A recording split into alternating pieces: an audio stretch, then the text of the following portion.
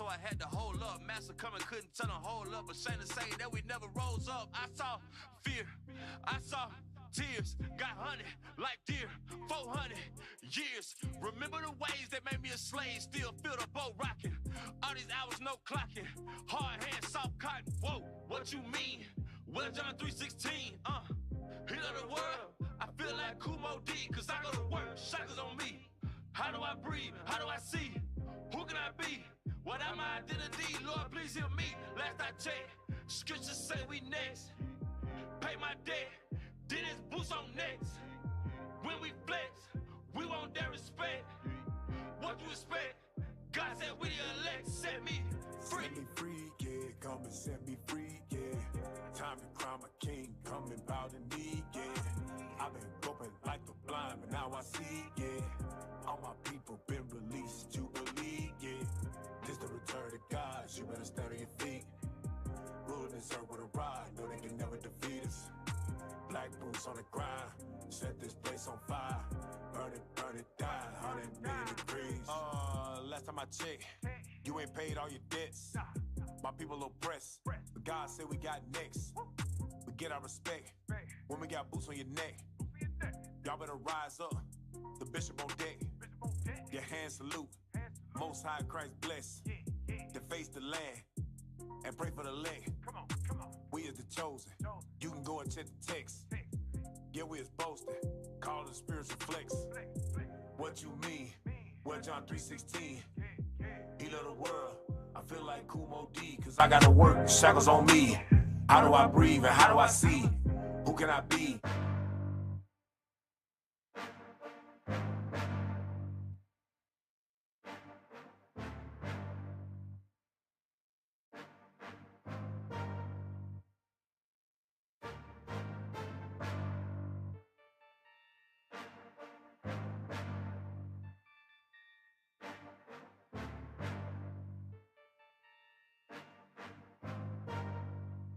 Let's go.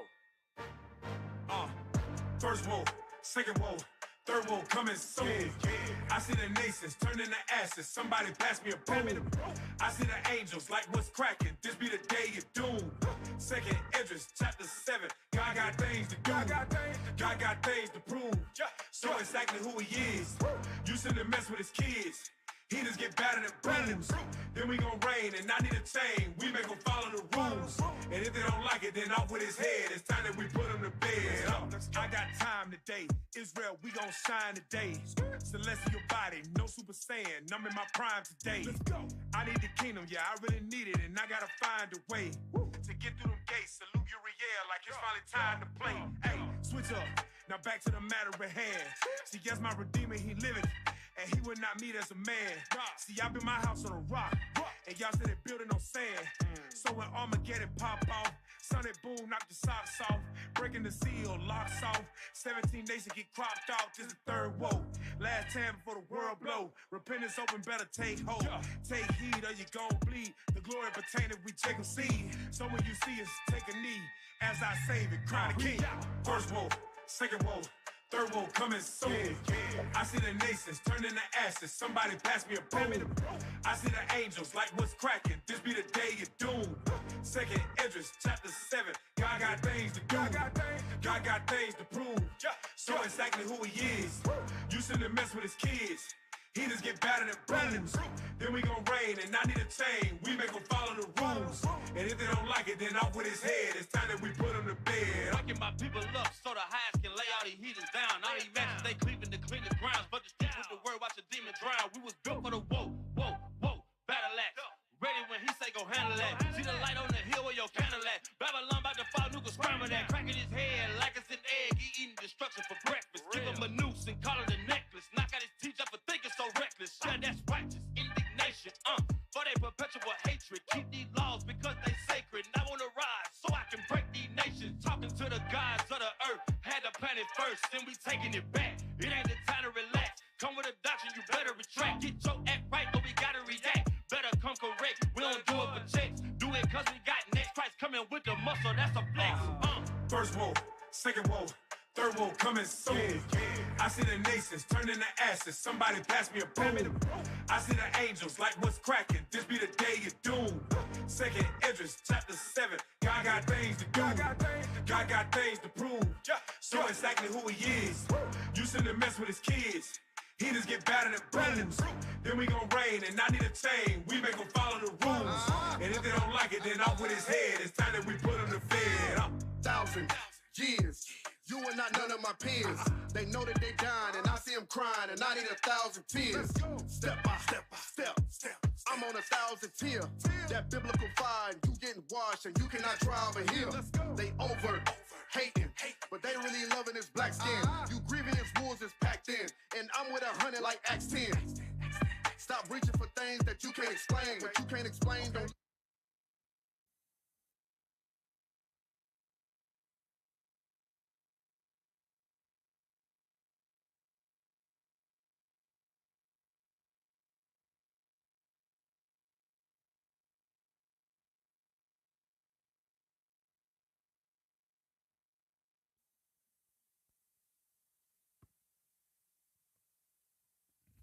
Welcome to Four Corners News. That's right, where the truth speaks. I am Captain Zakar. To my right, Captain Tobias. to my left, Captain Severus. and to his left, Officer Daniel. to his left, Officer Azaniah. and to his left, Officer Pagiel. and last but not least, Officer Micah. and we make up Four Corners News. That's right. Thanks for tuning in to Four Corners News, man. We're going to get into the FCS special. Where every end of the month we go over specific topics and bring them out of the Bible, man. Let's get into what we're going to talk about today. We're going to talk about you can't blame God, all right? We can't blame God for these broken homes that we got, what we do so much. And we try to put the blame on everyone else but our own actions as a people. So we're going to get into it, go through a few things here, and edify the people. This. Let's pull up that first article that we got where we can't blame God on. Because it happens too much. Let's zoom in on that if we can. Let's read that paragraph over there to the left about all these fatherless homes in the black community. Let's read that.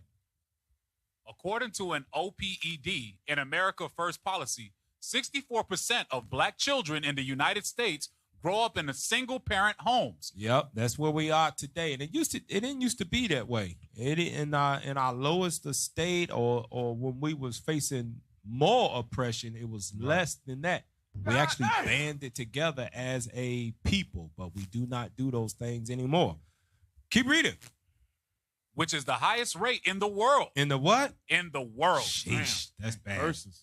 That means that Palestinians that getting bombs dropped on them stick together more than we do. Damn. More than us with central air conditioning. Damn.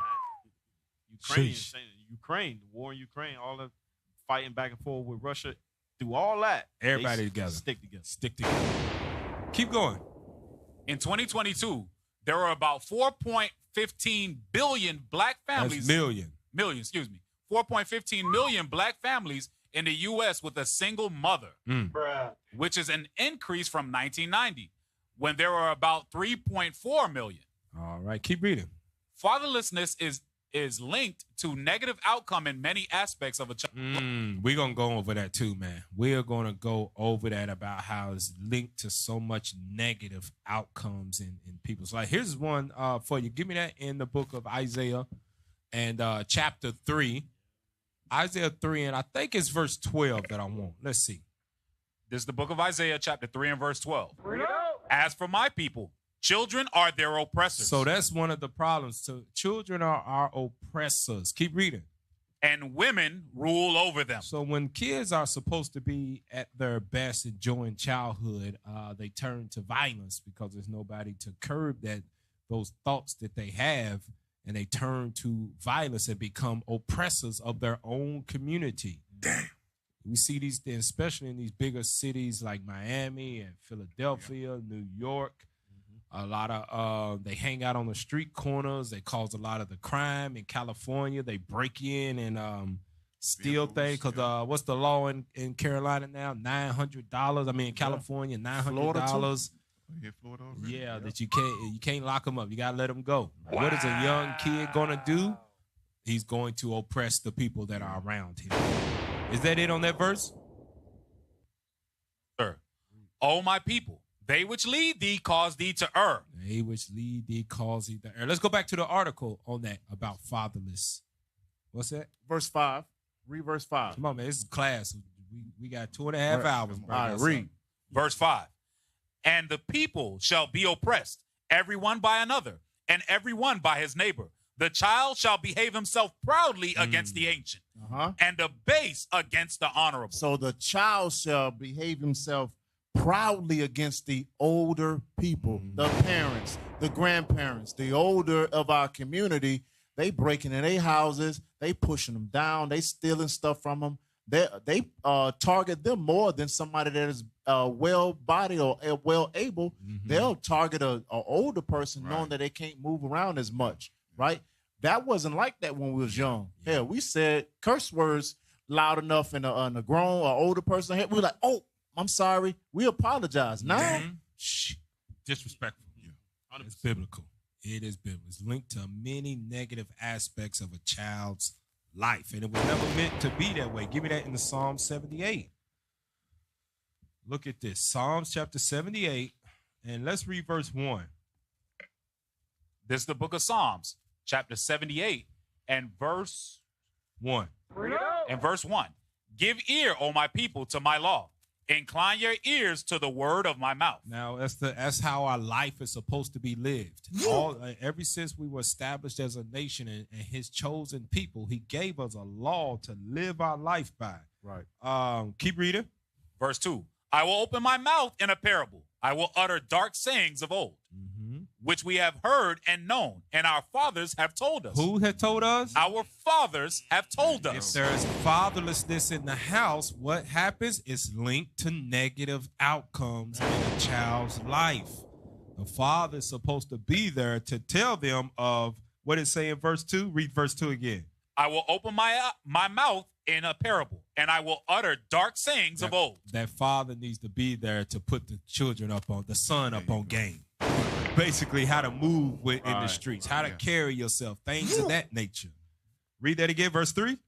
Verse 3, which we have heard and known, and our fathers have told us. Our fathers have told us these things. Let's go back to the article. We're going to dive deep into this and pull up the rug out from us black men and make excuses for why we ain't in our child's life. Let's read that second paragraph again. Fatherlessness is linked to negative outcomes in many aspects of a child's life. For example, children from fatherless homes are 25% more likely to live in poverty. Go ahead. And 90% of homelessness and runaway children do not have a father. Go ahead, man. They may also be more likely to experience emotional problems like anxiety and depression, and may feel like they are worth less than other children. Yeah, that's right. You know why? Because remember, in a father, that child is looking on how that father deals with those different situations. When he's angry, what is the reaction of that father? Does he show temperance? Is he patient? Right? All these attributes is being absorbed by that son. And if he don't see it, who's going to be his next person? Television, that woman that's in the house, okay, that single mother. He's going to absorb that attributes of that mother or the thugs in the streets. Cap, even at the school, when they have Father's Day, and all the kids bring their own father and look at you. You don't bring your father, and they feel ashamed. And feel neglected. Graduations and stuff too. There you go. There you go. And Cap, that's a heavy point that you said. You said they absorb the nature of the woman. Because remember, when we look at in the beginning of time, the reason why we fell is because we listened to a woman. Now, if the kid is following after the same footsteps as the woman, it's destruction right there. Hey, pull that last video up that I just sent over. Right, it goes right in line with this article is talking about. All right, because we don't talk about this a lot. Mama is whatever, we love our mamas, but statistics show there's a fatal flaw to the black community by having a mother-run family. Because it was never how God created it to be. Play that. Get the volume. Less likely they are to commit Run it back. Let's have your stuff ready before we do all that, man. Turn the music Always off, have too. the sound ready. Turn the music up. We ain't got no music. Justice system. Okay, another way to say that is it men and women who are incarcerated. A child has to interact with biological father, the less likely they are to commit a crime or have contact with the juvenile justice system. Okay, another way to say that is men and women who are incarcerated, the population of the prisons mostly encompass fatherless homes. Now, here's something that no one else has mentioned, which I think is cool, and I don't really say this eloquently.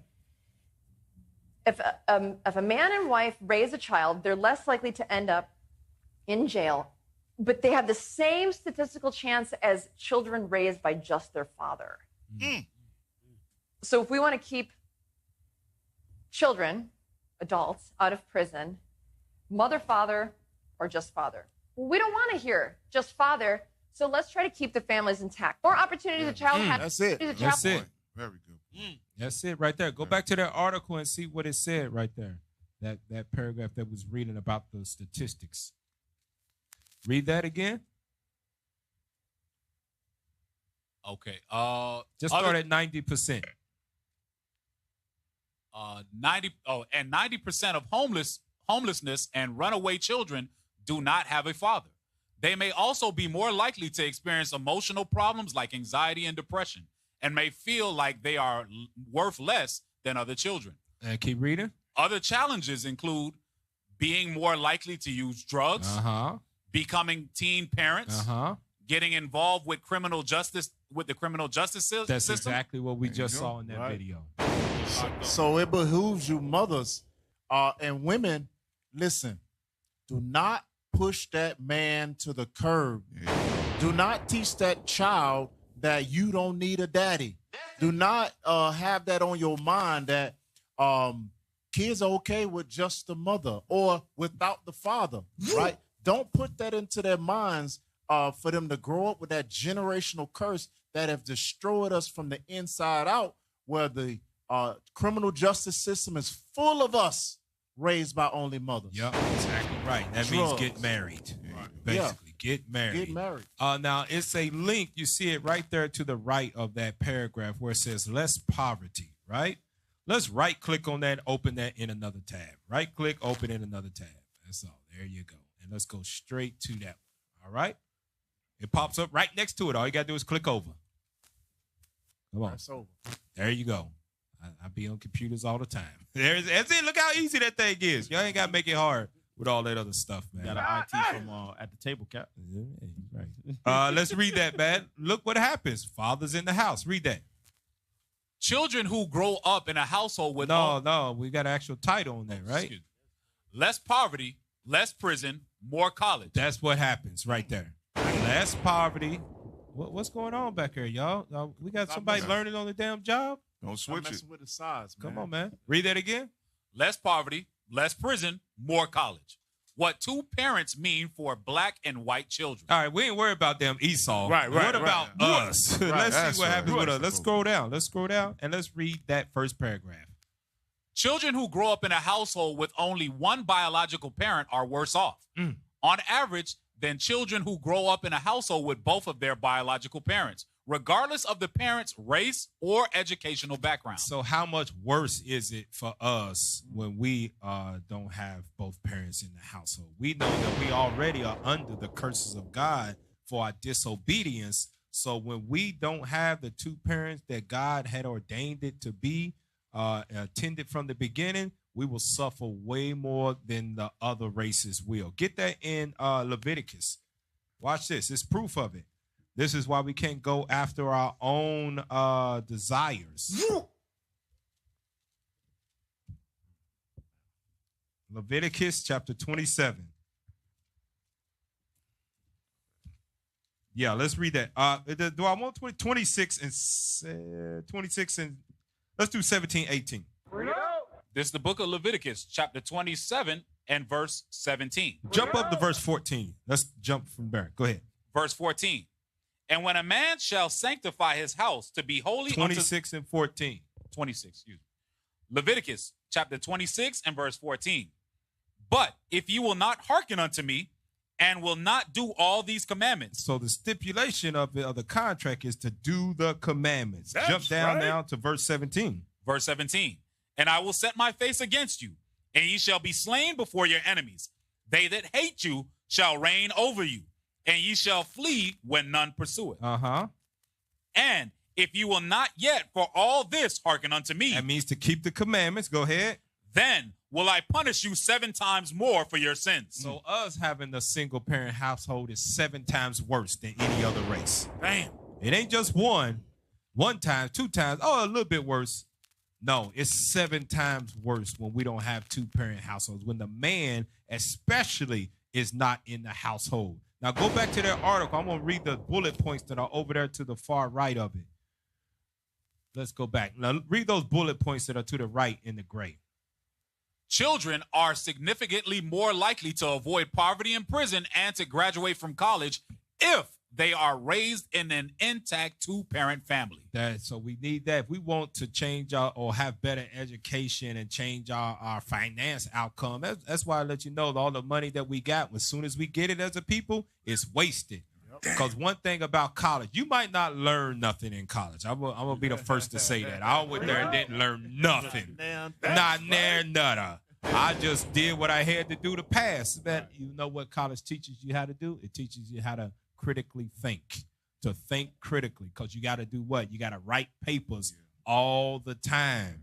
And you can't keep turning in high school, 11th grade, 12th grade, 10th grade level papers. Right. It got to up the more you're sophomore, it got to be on this level. Junior on this level, senior on this level. They don't just pass you straight through in college like they would in high school. Right. So what it teaches you to do, to think critically about what you actually put in the paper, because it's going to get graded and sent back to you. Right. I remember them 30-page, 25-page papers. Man, I'm telling you, that's the first time I had to get a tutor. I was like, listen, man, meet me in the library. I'm trying to pass this biology class. Come on. Paper. Due next week. And it better be good.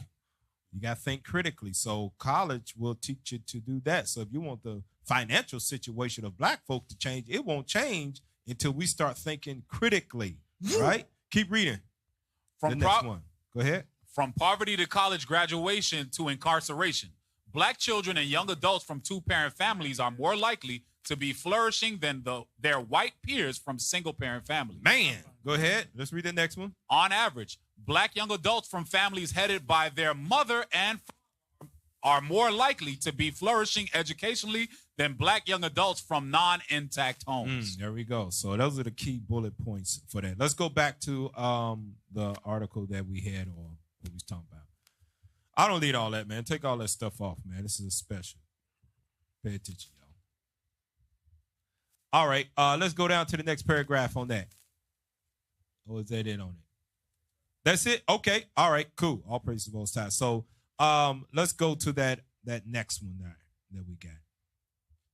Now look what this, he's like a senator, I believe he is. He wrote an article for the New York Post, but he's seen the plight of his people, and he spoke out against children not having fathers at home and how it affected him. And he recalls how he grew up in the 60s, the hardships that he had to overcome and how they could have been avoided. Let's read that. Pull that article up. The New York Post. Black kids deserve better than fatherless homes and low expectations. Read that again for the people. Hey, we don't need none of that stuff, y'all. Pay attention. Special. Go ahead.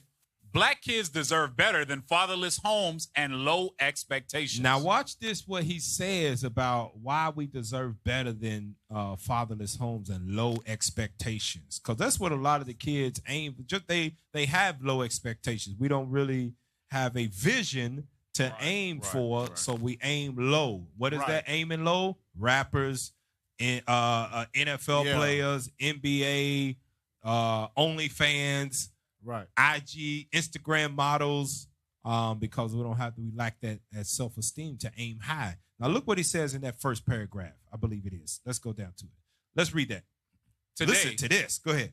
Today, more black Americans are more likely to enter a church to attend a funeral than they are to celebrate a wedding. Read that again for the people. Michael, fix your collar. Go ahead. Today, more black Americans are more likely to enter a church to attend a funeral than they are to celebrate a wedding. That's real talk. It's how many people have we known that ain't been to maybe one wedding in their lifetime? Most people haven't. Yeah, most people ain't been to one. And they get the one to be awkward because they don't know what to do. Yep. Give me that in Hebrews 13:4.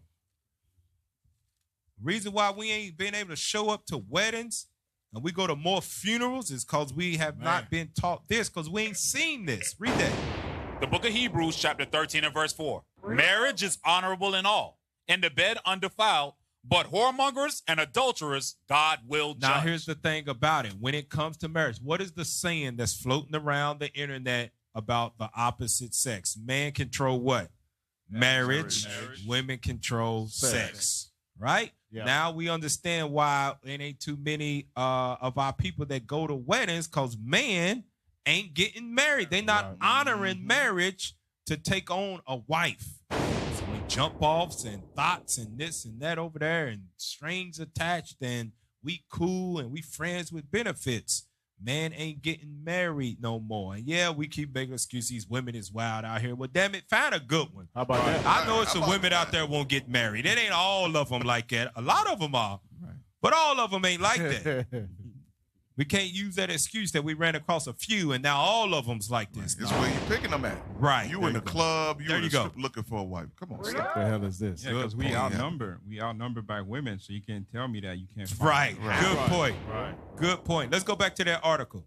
Stop picking the ones that's twerking. Right. Go ahead. Today, more black Americans are more likely to enter a church to attend a funeral than they are to celebrate a wedding. We are a community in crisis, and we need to acknowledge that as black folk. Yeah, get that in what is that, Proverbs 28? We try to be in denial about that, and most of us grew up from, even in the times of the 80s and the 90s growing up, most of us had broken homes, man. Daddy lived over there. We had another brother or sister over there. I know how Levi get down. Y'all got family over here, and your daddy got a whole other family in Haiti. Yeah. Damn. So it just wasn't Judah. We all jacked. You got Benji over there. They got kids in Jamaica. Got kids over here. They was sleeping with women over here. Parties, and they've been married Bacchanal. 2-3 times. Benji body slamming sisters at Bacchanal. Right. Read that script. The book of Proverbs, chapter 28. I think it's 13, ain't it? About excuses. Yes, sir. Yep. The book of Proverbs, chapter 28 and verse 13. He that covereth his sins shall not prosper. But whoso confesseth and forsaketh them shall have mercy. We ain't did this as a nation of people. No. We have not confessed to the Lord our God that we are a community in crisis. With one particular thing, go back to the article and look what it says right after it. We are a community in crisis. With fatherless homes. We have not admitted that as a people. Hey, Cap, yeah. Very heavy point that you made. Well, we celebrate death more than we celebrate life. Yeah. The death is us going to funerals. The life is a nation that's coming together. Right. Marriage. That's right. That's a family building. That's that's where the nation started, in marriage. We have not acknowledged that fact before God, that we are a community in crisis with fatherless homes and kids everywhere, and ain't no daddies in the house. Right. Yeah. Go ahead. Cap, I was gonna say a lot of times, and even in both parties, when it comes to the brothers and the sisters, they don't know when you remove that factor from the household. Talk about the man, you remove what God instituted for order. Right. If I can get a script. Yeah, go ahead. Go to Genesis chapter 18 and read verse 19 real quick. 18, read Genesis chapter 18 and verse 19. God, remember, everything that God made, he made for a purpose. A lot of you sisters and brothers, y'all don't know that the brother's purpose God instituted was order in the house. Genesis chapter 18, read verse 19. This is the book of Genesis, chapter 18 and verse 19. For I know him, that he will command his children and his household after him, and they shall keep the law of the Lord, to do justice and judgment, that the Lord may bring upon Abraham that which he hath spoken of him. So God says he know Abraham that he would command his house. Give me that definition real quick. It's at the bottom of the lineup. Command. What's that definition mean? Just pull up Google, man. Let's just pull it up. We do it live. Let's pull it up. Just type in command. Pull up Google so we can all see it. Pull it up for us. There we go. Command definition. There we go. Get the Merriam. Scroll down. Scroll down, man. Scroll down, man. Scroll down. Merriam, there we right go. Read that first. Command, number 1, to direct authoritatively. Woo! Man. Man. That's what a man is, Cat. Order. Authoritatively. That's right. Order. Read the bottom, the last one. Order. Go ahead. You know what I meant. Yeah, I do. Hey, go scroll down. Definition 2. No. Scroll. I like 2 though, man. Let's read 2 real quick. Go back up. Yes, sir. Read that.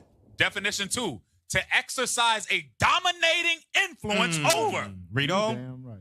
Have command of, such as. That's good, man. I like it. Go ahead, officer. That's good stuff. Read 3. Right. Definition 3. To order or request to be given. There you go. It says to order. So God said when he set up Abraham and he trusted in what the office he gave him was over his house, he said he knew that he was going to order it. Man, that's heavy right there, man. That's good stuff. Now, that puts a whole new light on Abraham, where Christianity just puts him in a light of, oh, faith, oh, faith, oh, faith. No, Abraham laid down the damn law in his house. He set order in that thing. He don't get the servants. What did it say? It said he going to command his children, his household after him. That's the wife. That's everybody that walked through these front doors. He was gonna make sure they did what? Give me that in Genesis 26:5. This is the order that Abraham made sure went on in his house. That's why he's so great and written about all through the Bible. And God wanted us to live up to the order and the faith that he had. Read that. Genesis chapter 26 and verse 5. Because that Abraham obeyed my voice and kept my charge, my commandments, my statutes, and my laws. So Abraham wasn't letting nobody live out there. You make up your own decision. You do what you want to do. You feel like wearing pants today as a woman? Go ahead. You do that. You don't want to keep the Sabbath day holy? Okay, all right. Maybe that wasn't going down with Abraham. Nope. So that's what a man is happy for. Wife, happy life. No, it wasn't none of that. A man is set up to keep the order. Go ahead, officer. There was so much order that when he told Isaac, let's go, Isaac just went. Yeah. He said, where are we going? Okay, I'm rolling with you. Yeah, that's it. Exactly right. Let's go back to that article and scroll up some. Y'all, ain't nobody. Yeah, stay with us. Go ahead. Let's read that again. Today, more Black Americans are more likely to enter a church to attend a funeral than they are to celebrate a wedding. We are a community in crisis with fatherless homes, near non-existent marriages. Near non-existent marriage rates. Woo. Go ahead. And spiraling black-on-black crime challenging us to the core. He's not lying. He is dead on telling the truth with what he's saying. Then he gives his little synopsis of how he grew up, right? Let's scroll down a little bit further on that, right below the picture. So that's him right there where he is now. He's a sinner. He came up from poverty. He overcame the things that he did, but we shouldn't have to experience that as the people of God, right? Keep going down. By the grace of God, I escaped that life, got an education, married, and raised 5 children. So what did he do? Like we always say in the Black community, he broke a generational curse. Right. And what did it start with? It started with the man. It didn't. We're not going to break generational curses with building up the Black woman and giving her more education and empowering her. Hear me roar. Right. That's not going to break generational curses. That's going to keep us in one. Right. You know, because you know what that's going to do, right? When a man makes money, he knows for sure he's going to lose it for his family. Right. He's going to pay the bills. But when a woman gets money, it's her money. It's her money. Right. It's her money. Yeah. A man builds wealth to supply for a family. A woman builds wealth to separate from one. Damn. Right? And you see it in our community. Say we're a community in crisis because when you go to on a Saturday, or when you used to go to the Saturday, go to the Little League fields, who do you see all out there? Black single women hoping that their sons make it into the league and all this other stuff. When 1 in 1 million, 0.5% makes it into the league. You know, it's only 57 spots on the NFL team, and it's millions of football players that play every year. It's how many teams in the league? 12, something like that. 12, 30 or something. 30, might be 30. Maybe 57 per team, and it's millions of football players. Who you think pushing them to go out there and play football? All because black single women. Why? Because a father say, listen, you got 1% to make it into the league. How about we go into STEM? That's what he's supposed to tell. That's what he's supposed to. Science, technology, engineering, mathematics. So the reality of making sound decisions typically and should fall on the husband. The wife or the mother might go with the emotional one and want the glitz and the glamour of NFL, but only 57 people make it on the team. Go back to that article real quick. Let's go back to it because we got some stuff we're going to read. Go back to that article and scroll down to the black family section. Right there. Look what he says. Black families were stronger during the worst periods of American history than they are today. Since 1968, there has been a 4-fold increase in the number of unmarried parents. Man, you know what that's telling us right there? 1968. We know what the stuff happened, right? That was during the civil rights. That's when we got the Voters' Right Acts. We got integrated into the white man society. Amazing. It destroyed the black man family. That's why God told us always to do what? Go to the book of Nehemiah.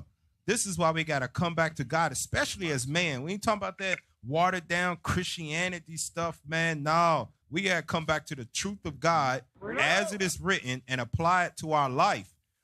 Nehemiah, let me see if I want Nehemiah chapter. Bear with me here.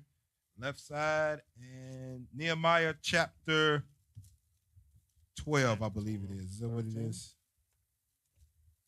Bear with me here, y'all. It's when we got our mind right. Let me see. Chapter 9, verse 2. Yep. 9, verse 2. Read. Yeah, just verse 2 for the sake of time. Go ahead. This is the book of Nehemiah, chapter 9 and verse 2.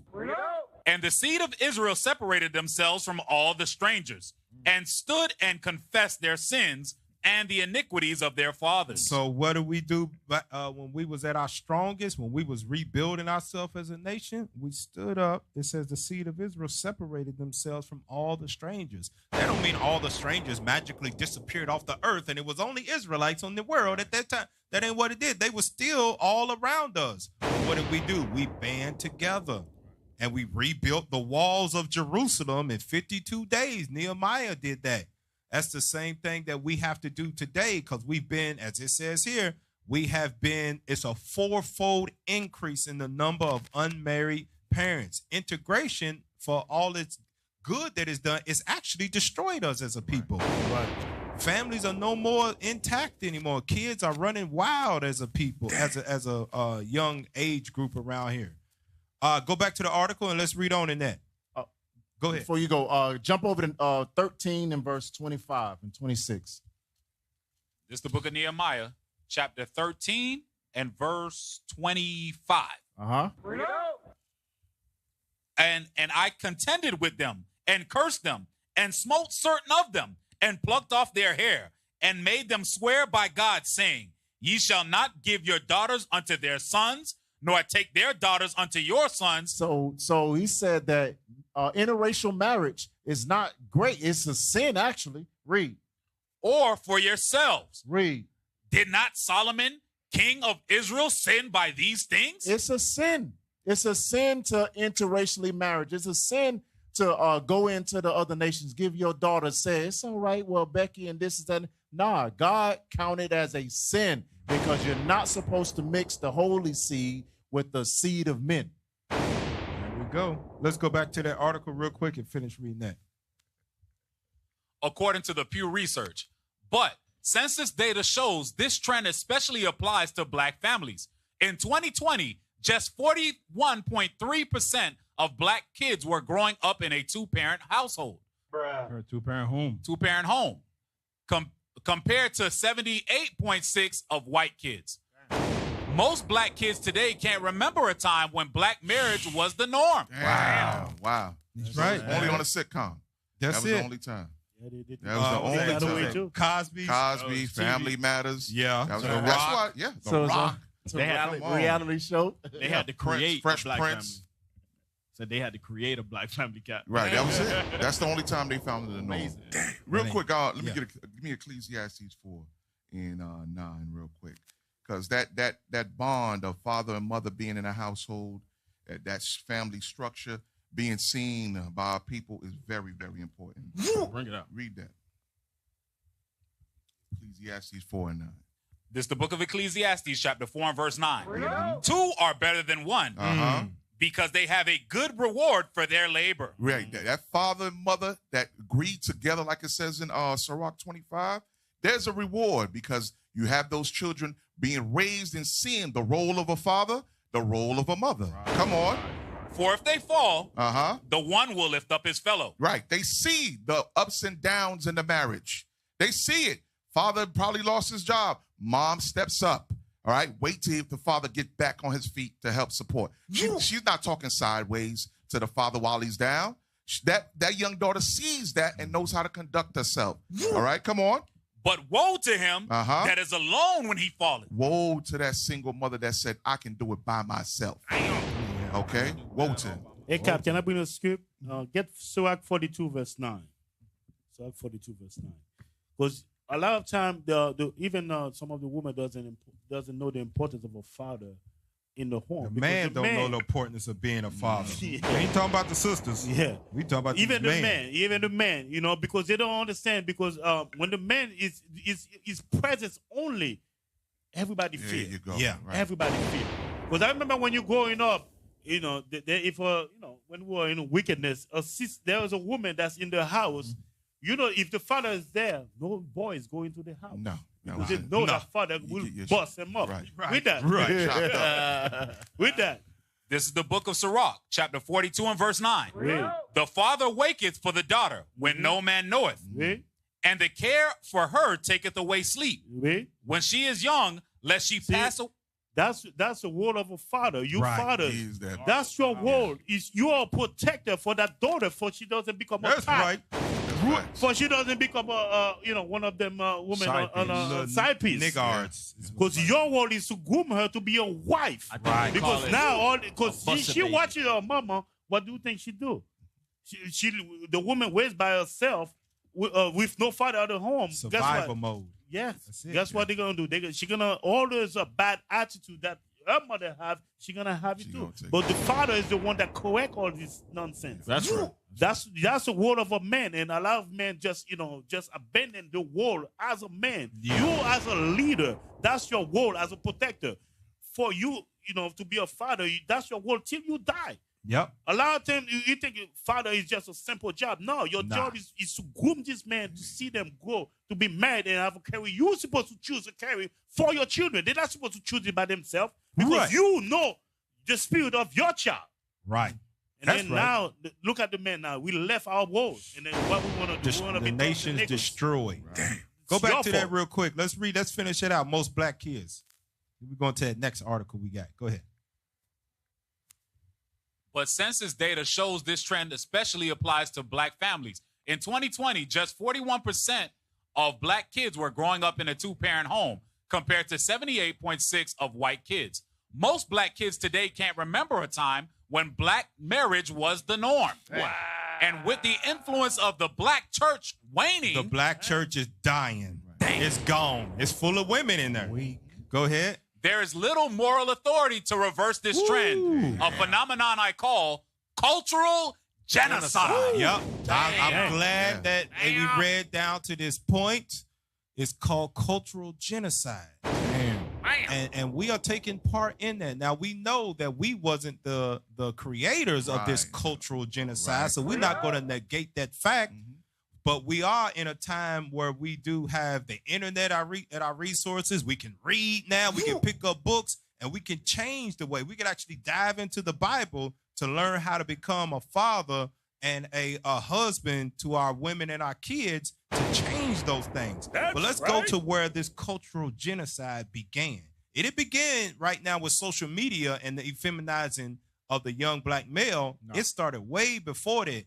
Now what has happened is that the technology has gotten better than it used to be. Let's pull up that book real quick by it's written about Margaret Sanger, the devil, the Shedemite devil. Read that. What's it called? The Negro Project. Negro Project. So they were performing. They wanted to perform experiments on Negroes to do what? To see if they can better us as a race? No. Read what's underneath that, up under the Negro Project. Scroll up. Zoom in some on it. Margaret Sanger's diabolical, duplicitous, dangerous, disastrous, and deadly plan for Black America. Damn, he used every D word that he can use to describe the destruction of this woman. Yup, she's a devil. Diabolical, duplicitous, dangerous, disastrous, and deadly plan. So let's go into the book and see what it said. Every D word. Yeah, let's see that. Zoom in on it. You got to zoom in for us. No, you got to zoom in. Yeah, there you go. You got that? Boom. There we go. Let's read that paragraph we have. We have detailed how Margaret Sanger, the mother of birth control movement, had a particular animus towards minorities. And at the top of her list were American Black citizens. American Black people. Go ahead. Her supporters claim that her Negro Project had only the noblest of intentions.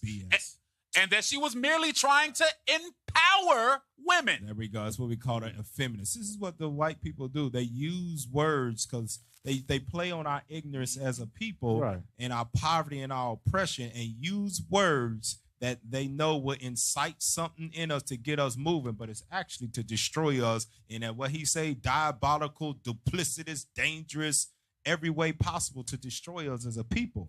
That's why we got to have our spiritual eyes open and filter everything through the Bible so we can have that wisdom of God to see, is this for our benefit? Oh, no, it's not. Because God been told us never trust our enemies. Right. Yep. Nothing they do is for our benefit. Not even voting is for our benefit. They get in office, turn their back on you, and they use your damn support to destroy the entire world. Right. That's exactly what happens. Let's keep reading in that. Especially poor Black women, by giving them access to reliable information on birth control. But a closer examination of the facts revealed that such was hardly the case. Go ahead and scroll down.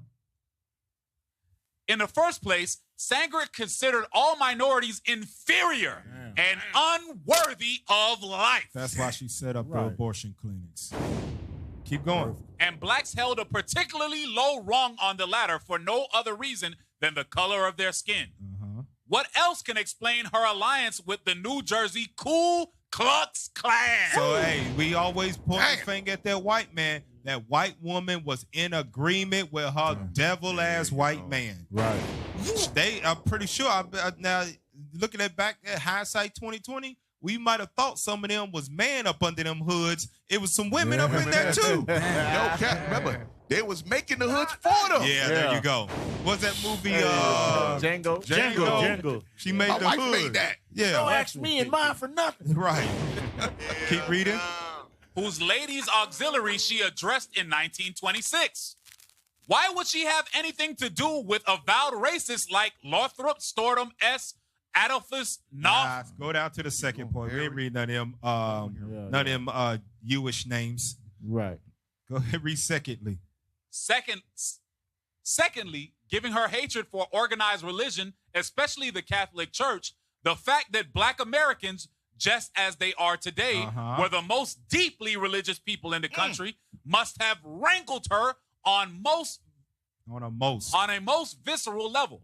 When she wrote her infamous letter to Clarence J. Gamble on December 10th, 1939, she was well aware that despite the inroads made by the birth control movement in the Black churches, opposition to her message remained quite strong among Black pastors and their congregations. Now look where she went to destroy the Black man. Look where she went. Let's see if she went to Congress. Let's look to the first place she went. Scroll up so we can see it.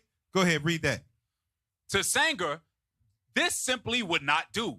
Thus, the need as she saw it, to hire 3 or 4 colored ministers. This is what she did. This is the plan. We're going to hire colored ministers to do what? preferably with social service backgrounds and engaging personalities. Ain't that what they got today? They can teach you some prosperity doctrine and make you feel good and give you money and sow a seed and the blessings come down from heaven. Next week we inviting Joe Biden into office. I thought church and state was separate. Well, not up under my rulership as a pastor, because voting matters. Go ahead. To finally seal the deal and infiltrate these black churches with eugenic agenda. With the eugenic agenda to destroy us as a race and to destroy black men in particular, because they the head of the household. So let's jump out and go to the next page that it got on that. It's another page on that. Yeah, let's zoom in on that right there. Sanger's views. No, at the bottom. The underlined part.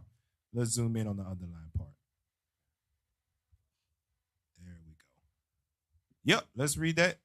Sanger's views on race and religion were a toxic mix, and that poison was to be doled out in heaping doses over the next several decades to one special group of people above all others. Black Americans. Yep, go ahead. By masking her intentions behind such benevolent-sounding euphemisms as women's health, family planning, and later on, a woman's right to choose. Now, what does it become now? They have just morphed that saying and that quote into my body, my choice. And it's also morphed into what? Planned Parenthood. Benevolent-sounding euphemisms to destroy the black race. Get that in Exodus chapter 1. All these Edomites who are the devil the Bible speaks of, all they do is go into the Bible. They call on their sorcerers and their astrologers and their prognosticators and say, how can we implement this today to destroy the black man of the children of Israel? Exodus chapter 1, and let's read verse 10. This is the book of Exodus, chapter 1 and verse 10. Come on, let us deal wisely with them, lest they multiply and it come to pass, when there falleth out any war, they join also unto our enemies and fight against us, and so get them up out of the land. Now let's see what their plan was to deal wisely with us, and let's see if it's the same thing they doing today. Jump over there to verse 16. Verse 16. And he said, when you do the office of a midwife to the Hebrew women, and see them upon the stools, if it be a son, then ye shall kill him. They don't want black fathers in the household.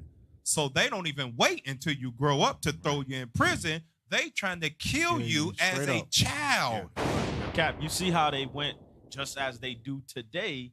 They wait till the father leave the hospital room in order to pull the wife to the side and talk to her. You know, you should get a C-section, right? Get this epidural right here. Get the epidural.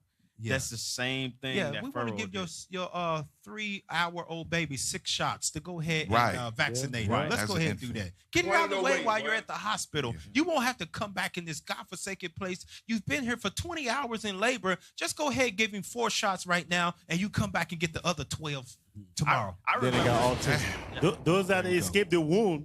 Yeah, they get him another. Yeah, because I remember distinctly when I was in the hospital, that doctor completely. I wasn't even there. I was invisible. When they talking to you, he went straight to my wife. My wife went. You need to talk to him. Yeah, you need to talk to him. Crazy. Let's go back to that book real quick. No, I'm saying they ain't like that thing. You're gonna drop a dime on you. Go ahead. Let's read that last part of that. She was able to dupe a great many unsuspecting members of this group into beginning the long, slow, inexorable descent into what today is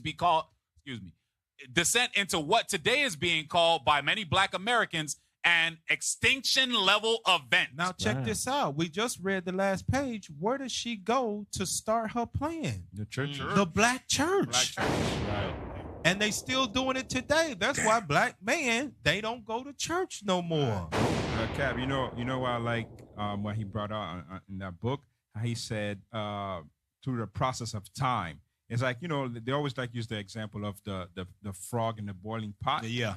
Slow turn it up. By the time you find out, you're done. Yeah. Yep. By the time you catch it's too late. Let's scroll down on that. In that page, let's zoom out just a little bit and scroll down a little bit more on this. This is the Nick Roll Project. You can get this on Amazon, man. Scroll down a little bit. Yeah, let's pick right there. Read that, abortion. Abortion is the leading cause of black death in America. Of death in Black America. Of death in Black America. Yeah, it is. And like we don't contribute. We always focus on black crime, but they are killing young black babies more in what they call Planned Parenthood. Them euphemism, your body, your choice. They killing more black males through abortion than anything else combined. Keep reading. Eclipsing all others by a substantial margin. That's going to say, keep reading.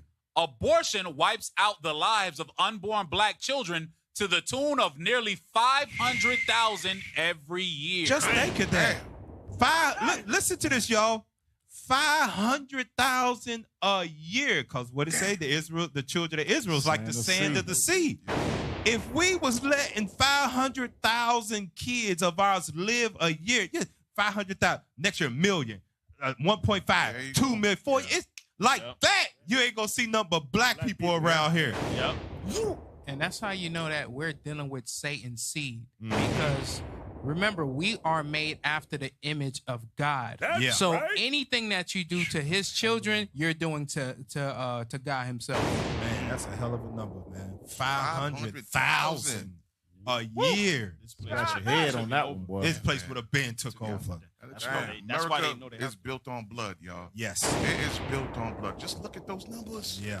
That's why we ain't got no fathers in the home. 500,000 of them, at least half of them be male, 250 of them died. I did the numbers from, just 1966. Also, that's when she was alive. From 1966 to 2024, 500,000 times 28 is 29 million. Goodness gracious. Read that, finish that out right there. Moreover, most of Planned Parenthood's abortion clinics are located in the black inner city. And the thing about it is, you'll never know it's an abortion clinic because it's masked in different kind of names. Got trees on it. They got a very nice name. It's in pink and white. And they also label it as women's health clinic. That's actually an abortion place you don't know of, man. Butterflies. Got cappuccino machine up front. Make you feel comfortable coming there to kill a baby. They got the cappuccino. So just sit down right here. The doctor see you for your murder appointment in a minute. Damn. Man. Amazing. Let's go to that Willie Lynch book real quick. The Negro Marriage Unit. The Negro Marriage Unit. Go ahead. Let's zoom in on that some. It's a little dark. Go ahead. The Negro Marriage Unit. We breed 2 nigger males with 2 nigger females. Then we take the nigger males from and keep them moving and working. Say the one nigger female bear a nigger female and the other bear a nigger male. Both nigger females being without the influence of the nigger image. They be without the what? The influence of the nigger image. Without the influence of the black man, what happens? Frozen with an independent psychology. They can't think. They get freeze. They say, I don't know what to do. I don't know what to do with this young man. We hear that a lot of times. I don't know what to do when he's getting that age. I don't know what to do. There's no father in the house. That came from slavery. Go ahead. Will raise their offspring into reverse positions. The one with the female offspring will teach her to be like herself. Independent and negotiable. Damn. Independent. You know what that negotiable is? Hey, if you side with us, we'll give you what you want. Right. That's the negotiable. Right. If you turn on your own man, we'll set you up as a C. You'll be the supervisor. You could be the manager. You can run this company here. You could be this. You could be that if you keep all the niggas in line. In other words, you ain't gonna have no backbone. You ain't gonna stand up for nothing. Yeah. You're gonna do what we tell you to do. Go ahead. I could get a script. Yeah, go ahead. Let me get Mark chapter 3, verse 27. Because that book right here, I know a lot of our people that like to deny the book and say, nah, it's not real. But guess what? The effects of it is real. Yep. Read that. Mark 3, verse 27. This is the book of Mark, chapter 3 and verse 27. No man can enter into a strong man's house and spoil his goods, except he will first bind a strong man, and then he will spoil his house. Damn. That's what we just read about. Cold-blooded precept right there. That's what we just read about. Sheesh. Read that again. I like that. Make my teeth white. Good. Go ahead. Read that again. Verse 27. No man can enter in a strong man's house and spoil his goods, except he will first bind the strong man, and then he will spoil his house. Wow, that's what they've done to us. Strong man, right? That's what they've done. We got to reverse that, man. That's a good precept. Let's go back to that and let's read that. Finish it out real quick. And the once you get there, the house, the spoiling of our house is the black family. The black family has been destroyed because the strong man, the strong spirit, the strong-minded man, the godly man, the man like Abraham, man like Abraham, been bound with what? Video games, bound with what? Whoremonger, prison, weed, being what them passport bros, video game. All of that stuff has bound us. Sometimes we're there. Sometimes men are in the house, but it's like he ain't there. Nah, he gone. He gone. Yeah, because he there. Remember, they weaponize her in the house where to the point she cries out, lock him up. Right. I got scratches. Go into jail now. They negotiated her at will. And you got young men who's not used to that strength in the house, and a father begins to step up.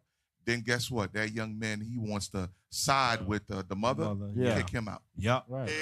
Go back to that real quick. Let's finish that out. We negotiate with her.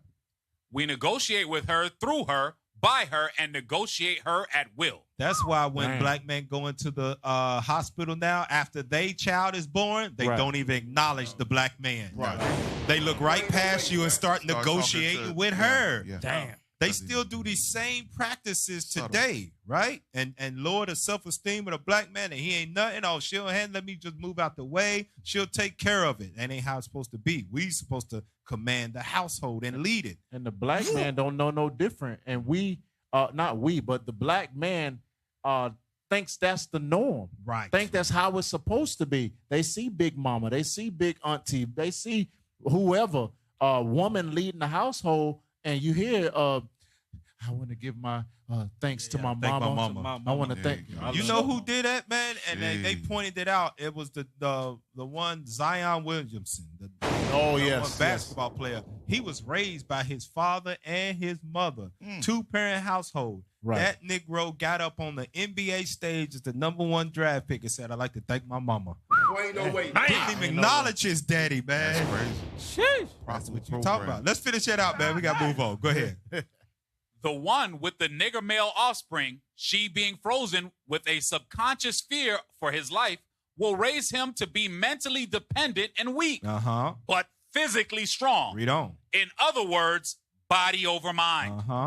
Now, in a few years, when these two offsprings become fertile for early reproduction, we will mate and breed them and continue the cycle. Teenage pregnancy. Go ahead.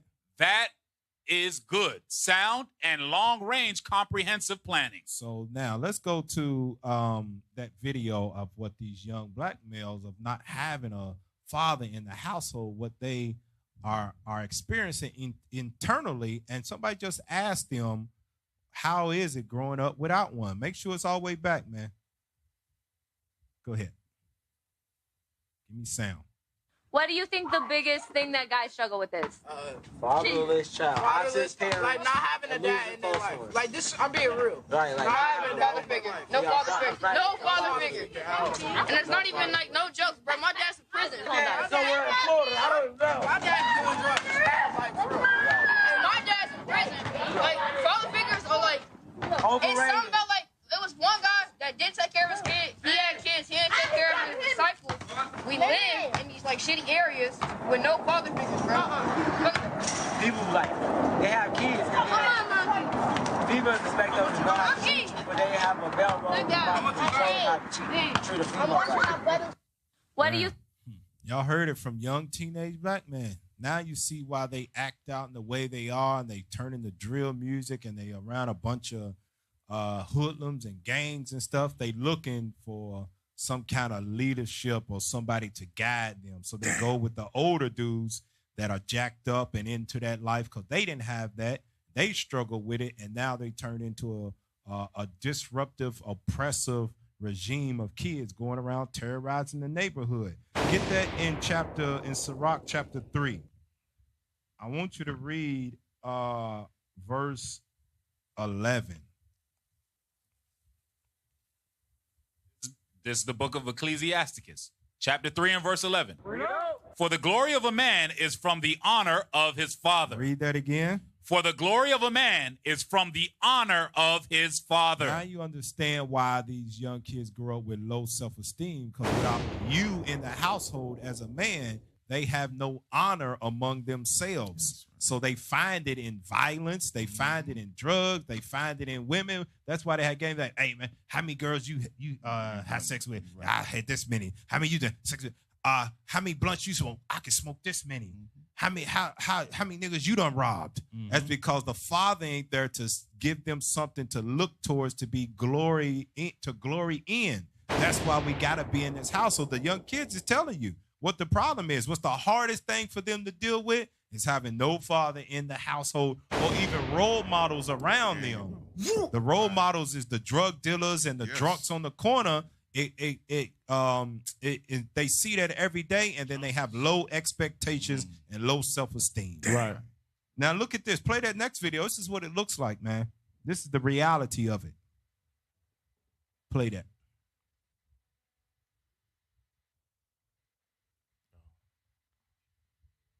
Ended into chaos after teens are seen smiling, laughing, dancing, and cursing.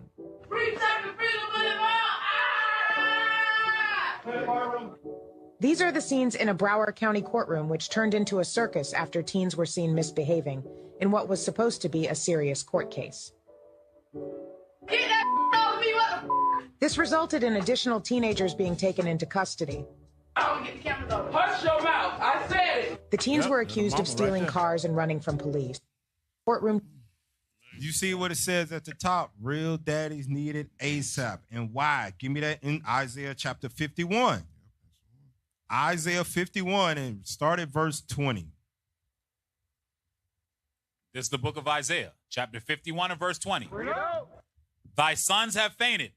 They lie at the head of all the streets. Thy sons have fainted, meaning that they have lost their way. They ain't got no vision of who to aspire to be or what to be like or what to aim for. They have fainted. They just walking around zombies at this point, doing their worst to try to get seen or have notary. You don't think these kids didn't know that if they act a certain way in this courtroom, it'll make itself to social media? Yeah, they knew that. Them kids know that. They probably had phones. Somebody had phones in their recording to try to record them real quick. Right. Read that again, verse 20. Thy sons have fainted. They lie at the head of all the streets. As a wild bull in a net, they are full of the fury of the Lord, the rebuke of thy God. That's what it looks like. That's exactly what it looks like, the fury of the Lord. But we can't keep, you got something? Yeah. Go ahead. Jump up to verse 17 and 18, There right? you Because go. You read my mind. right. Jump up to 17. Verse 17. Awake, awake, stand up, O Jerusalem. That's the nation of Israel. That's the blacks, Hispanics, and Native Americans. Read. Which has drunk at the hand of the Lord the cup of his fury. Uh-huh. Thou hast drunken the dregs of the cup of trembling and wrung them out. Read on. There is none to guide her among. I'm sorry. There is none to guide her among all the sons whom she hath brought forth. So there's no men to guide the nation of Israel, right? Our men have fainted, like when you read verse 20, have fainted. We out there doing all manner of evil. It says that the nation of Israel, the blacks, Hispanics, and Native Americans, they ain't got no men to lead them. It's all mothers. It's not no fathers to lead the nation of Israel. Read. Neither is there any that taketh her by the hand of all the sons that she hath brought up. So all them kids that that's being born in the nation is raised by mothers, they don't know how to be fathers. They don't know how to be men. They don't know how to be leaders. They don't know how to do none of those things. So what do? They end up following mama, doing what she tell you to do, and they become the same men, the ain't crap men that she say ain't in the community. And have more kids. You see the decay of the state, how when we read how Esau plotted, it was Marvin was a singer, right? She used that system, and then you see the slow decay through the generations. Now you have those sons of Israel have not learned how to be proper men. Well, now you have a result of this, these kids that are fainted.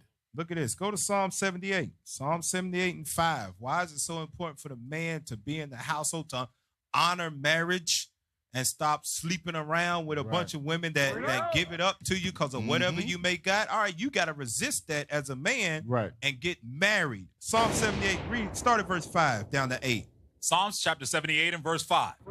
For he established a testimony in Jacob and appointed a law in Israel, which he commanded our fathers, that they should make them known unto their children. So when we read that, a lot of time when we read that, train up a child in the way he should go, that's your job as a man. Right.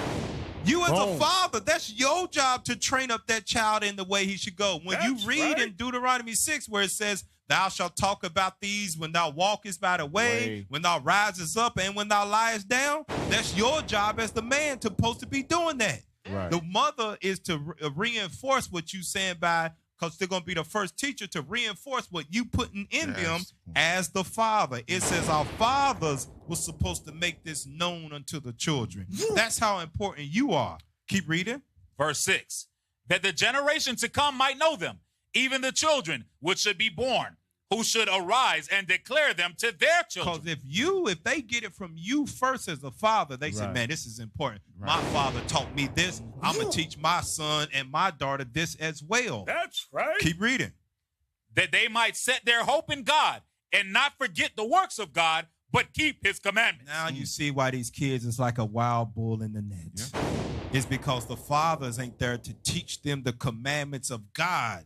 They are learning, growing up off of living by their emotions and not by the discipline of the commandments of God. And it's destroying us as a nation because the man is not in the house. Now, here's the point of teaching them these laws. Verse 8. Right. And might not be as their fathers, a stubborn and rebellious generation. A man is supposed to teach his child not to be a what? Rebellious. A stubborn and rebellious generation. That's how important it is. If that father's not in the household to teach the laws of God, to establish discipline, to command it as Abraham did, is what it says in the scripture, to teach the law, it is 1,000% them kids is going to grow up and be a stubborn and rebellious generation. Now, some of them slip through. That's why I like how God words this. Some of them slip through the crack and become success stories like we read about the senator from wherever he was, right? He grew up in a drug-infested neighborhood in the 60s, and he made it out of a divorced family, all of that. God said, I ain't talking about just one person. 1-2 people might persevere and slip through the cracks, but this is going to happen to a generation of children if the fathers ain't in the house teaching them the laws of God. The kids are going to become stubborn, and they're going to become rebellious because it's only so much a mama's whooping can do. Right. They need that power from the father to put some fear in them. Go ahead. So in other words, the weight of the world, or the outcome of the weight of the nation. The weight of the nation. There you go. You know the word. Okay, I got a word. Yeah, you got Christian. No. He just heard that class. The weight of the nation on the father's instruction. There you go. Yep. I can give you a scripture on that. Give me Isaiah 32. About to clip you and make you a short. Yeah. That brother said. Isaiah 32. Verse 2. This is a role of a father. And a lot of your absence in the home. And there's going to be a real consequences. Bring it up. Read that. This is the book of Isaiah, chapter 32 and verse 2. A man shall be as an hiding place from the wind. From what?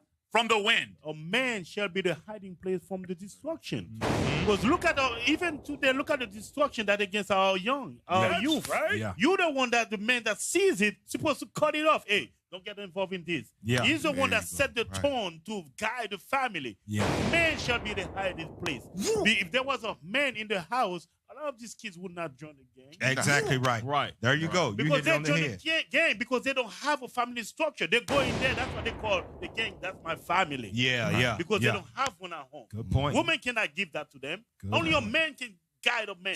Because when the man started to hit puberty, it's over. It's over. When the muscles start to form it's over. Hey, that belly ain't gonna work no more. I only know a father that'll go if a son decide to have the thought to reach to join a gang. That father pop up wherever he's hanging out.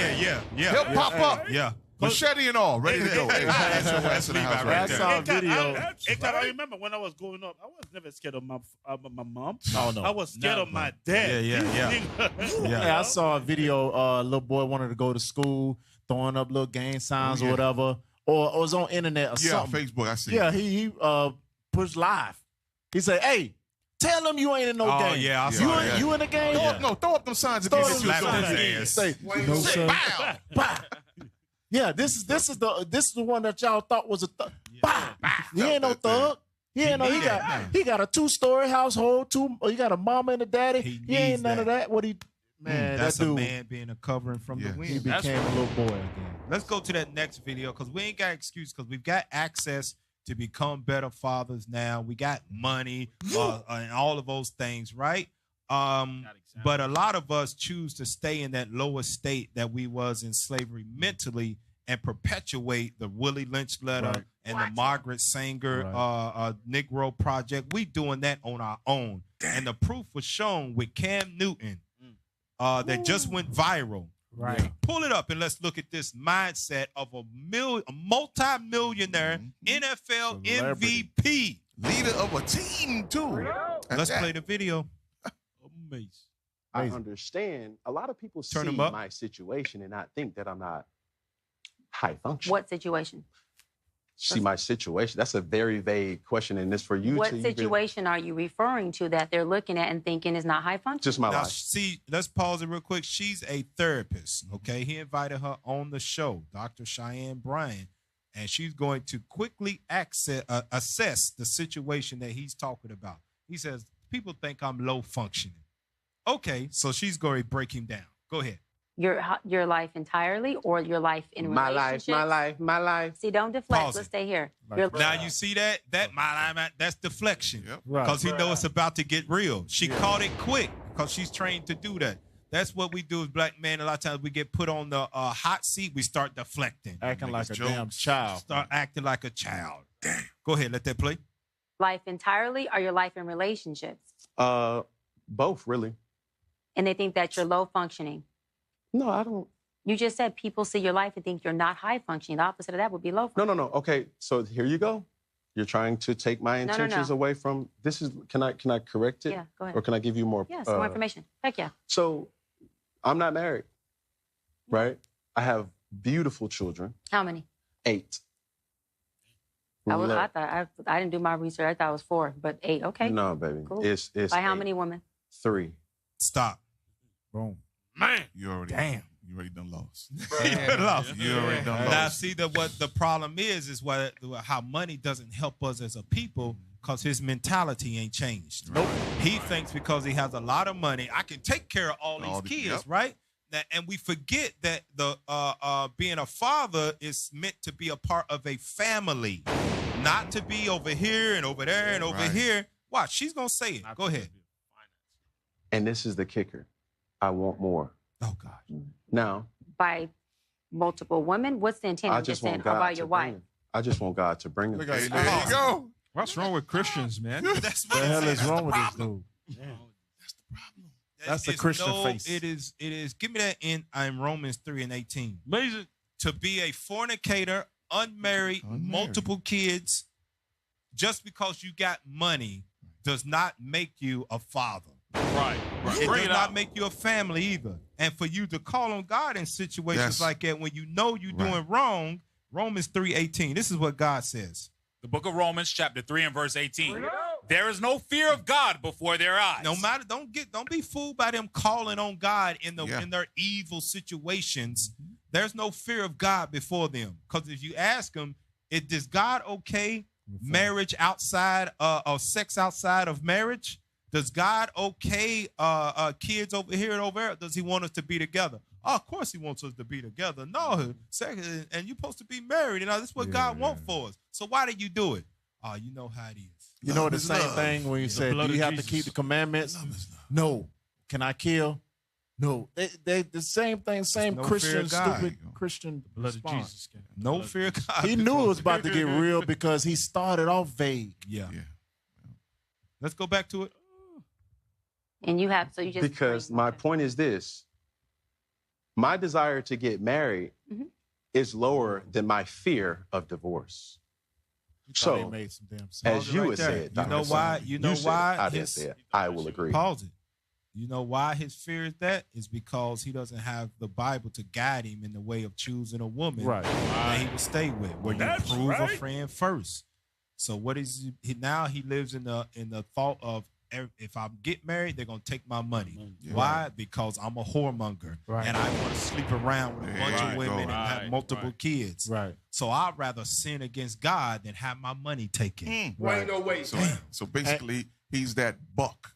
Damn, there you go. Right back. He's the one that we read about that was physically strong and mentally weak. That's him right there. Destroying households. Because to lead a household, it takes some mental strength. It takes some mental strength to navigate and use the Bible to correct and to instruct, to inspire, to do all the things that the Lord says you should do. Hell, you can't be out on the street teaching unless your house is in order. And that takes a lot. Damn. He probably got the example with his 3 baby mamas on what he attracts. They probably the damn devil the Bible speaks of.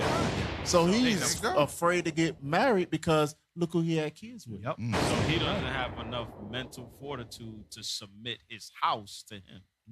Nope. Get it submission. Yep. Go ahead. Let's play that. I'm just taking my time. Oh, he thought he made a point. You're not taking your time. I am, though. You're being very action-based. You're not taking your time. You're being very action-based. I'm taking my time. You're being very action-based. You have 8 kids with 3 different women. Yes. You are creating, procreating, and multiplying. That is not taking your time. You're being very selectively active. Okay? So you're creating, in disclaimer, the kids are innocent. They are beautiful and amazing. Anything I say has nothing to do with them babies because I can't wait to be a mom and I love the kids, period. But you are proactively choosing where you want to be active at and where you want to take your time. You want to take your time in having a wife because of your own fears. But you will, and I say this with all respect and love, what I'm about to say next, okay, Cam? But you will selfishly create broken families, even if you're in their life and you're a proactive father, and I believe you're an amazing daddy. I can only imagine with just your presence and knowing you thus far. But these families are still broken. Every child should not have Papa in the house with them. So some child, if not all will end up with some kind of deficit without daddy being there. Now, you chose to do that. I'm not saying you sat there and woke up one morning and said, I want to be selfish today, so I'm going to go make a baby. Not saying that at all. But those are selfish acts at the expense of your fear. So at what point do you feel the fear, do it anyways? And yeah, that is a low functioning behavior. To say that I am going to create these homes. Oh, let me go better. I'm going to build these houses and put kids and these beautiful women and kids in them, but I ain't going to create a home in them. I'm going to wait till I dissipate my fear to find a wife where I'm still going to be fearful with, because there's no such thing as not having some type of nerve or some type of feeling behind marrying somebody who you're spending your life with. And then I'm going to build a home with her while all these other beautiful babies have houses. That's completely unfair and it's selfish. Just tell me when I can solve. Yeah, almost. That's completely unfair and that's selfish. And so, yes, you're taking your time in this department, but you're not taking your time in this department, which means you're compartmentalizing. And compartmentalizing never works. Compartmentalizing hurts everybody involved. Everybody who's in this box and that box and this box and that box and this box. And then here you go over here trying to figure out what box you're going to feed or entertain or do. Then you're looking outside to figure out who's your next victim to put in the box. Damn. Cut it. It's what? Hold on. Let it. What's she say? Finish it out. Let it play. Man. Healthy. Pause. And oh, wait a minute. She got some more. It's a huge dysfunction within our Black community that that's I the point right truly believe personally, statistically, mental health-wise, and community-wise, that Black men will stop. Stop it. Cut it right there. Black man, we can't blame God. It's your day. It's your day. We can't blame God for the dysfunctional families we got. We are actively, selectively, like she said, choosing to make these broken homes and put some over here and over here. All the while these kids are suffering. What happens? They grow up and they're going to repeat the same thing. Same process. Destroying more homes. Hey, Cap. Yeah. I could get a script? Go ahead, man. Hey, let me get Ecclesiastes. She cut it. Ecclesiastes chapter 9, verse 9. She made some heavy point, man. And that's the kind of talk we like to hear from our sisters. Right. Put on some damn clothes, though. Yeah. This is the book of Ecclesiastes, chapter 9 and verse 9. Live joyfully with the wife whom thou lovest all the days of thy life of thy vanity. Now, the reason I read that is because King Solomon wrote this. And people like to say that, oh, King Solomon had many wives. Well, guess what? King Solomon wrote a book to his son saying, listen, don't follow the same thing I followed. I did, right? Because if you do, you're gonna miss a lot of stuff. He had a lot of wife, a lot of kids, but guess what? None of them was able to. He wasn't able to be a good father to none of them. Right. So he had to write the books. Read that again. Live joyfully with the wife whom thou lovest all the days of the life of thy vanity. Did it say wives or did it say wife? Wife. Live joyfully with the wife whom thou lovest all the days of the life of thy vanity. And let's see, let's back it up. New Testament, 1 Corinthians chapter 7. Bring it down. And let's read verse 2. This is the book of 1 Corinthians, chapter 7 and verse 2. Nevertheless, to avoid fornication. To avoid sleeping around and making broken homes. Broken families, destroying your community, your nation of people, functioning at a low level, like she said. Read. Let every man have his own wife. And let every woman have her own husband. So that means you got to take some self-recollection. That means you can't be a believer in Christ and have multiple baby mamas all over the place and say, yeah, I'm a believer in Jesus Christ. And to be actively fornicating, impregnating women, and destroying home, making babies over here, you cannot do that, because even in the scriptures, God chose one nation. Christ came for one nation. He wasn't spreading his love around to all these different people. That's right. No, he said, even like while you here upon the earth, you got to have one wife and stop creating broken homes, because as she said, that is a low level functioning of life. You can't control your members of your body, which the Bible says that in Colossians chapter 3. Colossians 3 verse 5. Let's read that. I wonder what's his response after this. Like, I don't even want to know. I mean, he already said gave me like Gillette razors sliding across the skin. He already said, Cap, he was operating in a function of fear throughout his whole life when it comes to his relationship. Read that. This is the book of Colossians, chapter 3 and verse 5.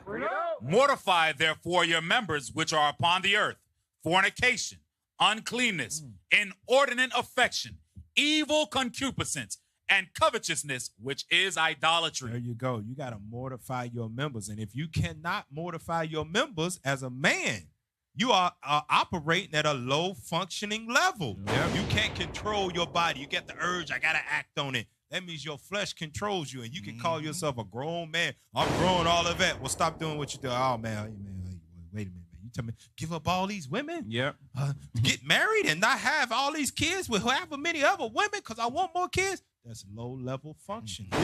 You know the stupidest thing that he said? You know, for a marriage, you can get a prenup, right? So you can protect your assets to a certain degree. Ain't no prenup against children. No. Child support is coming. That's coming. There you go. So if they want, you got 3 kids with one, 3 kids with another one, and 2 with another one.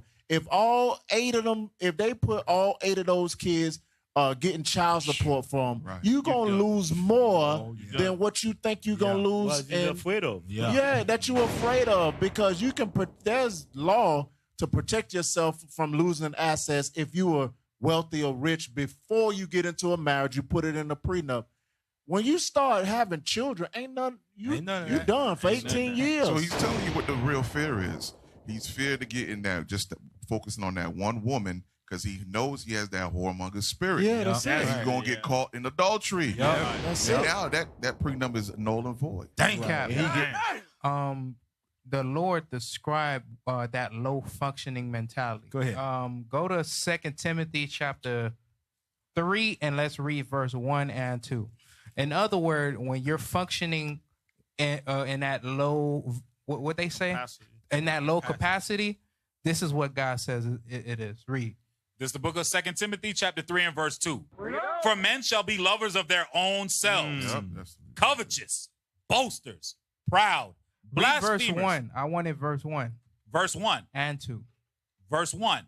This know also, that in the last days perilous times shall come. Perilous time goes into dangerous times, the end of the world. Read. For men shall be lovers of their own selves. Like she said, Cam is selfish. Yeah. Read. Covetous. Covetous, where you just care about your everything that you want to do. Mm-hmm. So it's like F them children. Yeah. F everybody. I just want to get mine. And this is what God says. That's a dangerous mentality that you have when you can't control your desires and you can't control your emotions. Let's go to that next video with none other than the guy that had 6 or 7 kids in about a year. Y'all know him. Y'all favorite comedian. Nickelodeon. Yeah. Nickelodeon. Go ahead. Let's pull it up. Nickelodeon. That allows you to I'm comfortable with my abandonment. Because you are in your dysfunctional norm that you become comfortable with. It's work. It's become a superpower. But you've learned to survive in it. You're not thriving in that. That's not thriving. You're surviving. Listen to the stupid thoughts that we have. That's why Christ said these is kids in a marketplace. It's a superpower. I was just about to say I'm comfortable in my abandonment. It's a super. You know that superhero, that black handicap man. Handicap man. Yeah, that's what his super. Yeah. I'm comfortable with my dysfunction. Go ahead. Let somebody find that. In that. Okay. And so anytime you are surviving and not thriving, there is no cape. There is no superpower. There's no superpower in a lack of mental health. And there's no superpower. But it's worked for me. Like you said, I mean, you know why it worked read for you? me well. You know why it worked for you? Why? You know why it worked for you? I'm going to go there, and it's probably going to be, okay. Go ahead. And this is with all... We wanted to set the first... We got 2 minutes left in our first session. With all due respect, seriously, to all the women that you've encountered, ladies, I'm saying this. The reason why it's worked for you is because you have chosen and to prey on low-functioning women who don't have the emotional intelligence. No, I'm going there. Who will allow you to do that, Nick? And when I say allow, it's not a control thing. When I say allow, I'm not saying that she sits across you and says, this is what you won't do. You're crossing a boundary. Nick. I disagree. Yes. This is why I didisagree. I mean, one, because you're going to make sure, but you got to go in protection mode, too. But I'm saying because you could say from all the high value women that I've ever I didn't say high value. But okay, I'm giving compliments. But I'm just saying wait a minute. For the people who are even of them being, because first of all, low-functioning woman will allow you to function low with them. Nick, you could not function that low. So this is, Nick, everyone's low-functioning at some point in their life. You cannot function low with a woman of my functioning, not because I'm superior. Not because I'm superior. Listen to them. He said this really quick. Not because I'm superior to any other woman, but because I do have leverage. I've been in my field for 17 years, so we get that. But I've done the work, meaning you won't have an opportunity to get hostile with me. And you may want to flee, but fleeing would not get you a payoff. Wait a minute. That's what happens. Black men are fleeing. Damn. They are not staying. They are fleeing commitment. Why? Right. Because we are not using the scriptures of God to prove the women first. That's right. We are operating by the flesh as a nation of people where we are having sex a weekend, 2 weeks in, a day in, or whatever. But when it's time to get serious and settle down, what are we doing? We are fleeing and leaving kids in the places where we left at. Right. That's why they go buy the milk, Cap. That's why they go buy the milk. Let me get a script. Yeah. Go to 2 Timothy 3:6 real quick, because she mentioned something. That type of stuff would not work on a woman that actually had laws, had morals, right? It wouldn't work. The women that he would prey upon or aim for would be women that would be okay with him, okay with that dysfunction. Go ahead. This is the book of 2 Timothy, chapter 3 and verse 6. For of this sort are they which creep into houses and lead captive silly women. Silly women. Read. Laden with sins, led away with diverse lusts. Get impregnate. Why? Now, next thing, they okay with him becoming a baby mama, making them a baby mama. Right. So they understand that, yes, what she said is right. And these women, remember we said that earlier in the show, they have access to sex while men have access to marriage. Yep. And when he says, I've dealt with a bunch of high-level women, he's talking about beauty. That's it. There you go. That's it. Oh, on point. He's not talking about the brain that's in there. They're low functioning, but Yep. they're just beautiful. That's it. Airheads, as they used to call That's it. Light women is what the Bible calls it. Light women. Now, all of this is we was in the books first of Willie Lynch and the Margaret Sanger. One lady that Bishop Nathaniel likes a lot to bring out in his marriage classes is a Judge Toller. Yeah. Judge Ann Toller. Lynn Toller is her name. Now look at this. This is a reality show. It's called Marriage Boot Camp, but she is giving it to him. She's spot on with the way that people like Cam Newton, Nick Cannon, and other people think about just putting kids everywhere, not being married, and not being a father that's in a stable household. Just here sometimes, daddy coming over here, daddy coming over here. Let's see what she said about that. Let's pull up that video. Judge Lynn Toller. We didn't bring chicks in from the outside, and we switched partners. What's going on with the video? Run it back. We didn't bring chicks in from the outside, and we switched partners, and you guys cracked. All of you. Your body language just changed when you switched partners. You were no longer friends. It was all tension. You running around like that all day long in the outside world. No wonder things aren't working out. I put my first brother in jail in 1994. He didn't mind going to jail. He would say, Judge, why are you bothering me? I can go to jail. Just go ahead and do it. I don't want to deal with your probation conditions and your anger management, and I'm not going to talk to the guy that I hit and resolve it so I can not go to jail. I'll just do the year. We used to pick cotton. Now we are the cotton. Damn. We are the product in the system, in the paid prisons that they make money off of. And they count on you guys not being able to handle your emotions. Pause it. That's what that's Dick Cannon. Yep. That's Cam Newton. Can't handle the emotions of being with one woman, doing the work that the in the Bible, sit them down, teach the household, run the household, command the household, so they flee. They don't want to stay here. They get into, I'm not looking for nothing serious right now. And the woman, okay, all right. She taking her chances and hoping that you turn around and be like, man, I think I want to stay with you. And it's not working out like that. She's got kids over here, kids over there. She got kids by this man. She got kids by you too. No wait, boy. It's because of what she just said. Running back a few seconds. Yep, that's good. The system in the paid prisons that they make money off of. And they count on you guys not being able to handle your emotions. So you go. Not over millions of dollars, not over the health and welfare of your wife and children. Some words. Every brother I sent to prison didn't know what the fight was about. Listen to this. All he knew is how he felt about it. I am my ego. I can't take that. I can't be disrespected.